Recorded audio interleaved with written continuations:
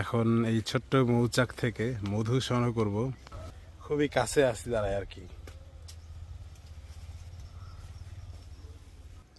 এখানে আর কি হচ্ছে বুন্দা বানানোর প্রস্তুতি চলতেছে। এই যে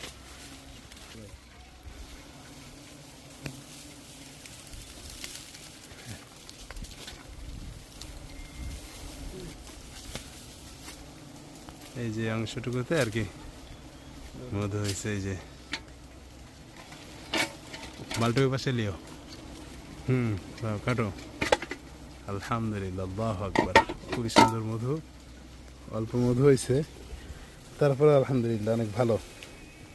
এই যে দেখতে পাচ্ছেন ছোট্ট মৌচাক থেকে অল্প একটু মধু। কারণ হচ্ছে নতুন চাক, এটা না কাটলে দ্বিতীয়বার আর কি হচ্ছে বেশি মধু পাওয়া যাবে না। আর সামনেও আনছি দিন মৌমাছি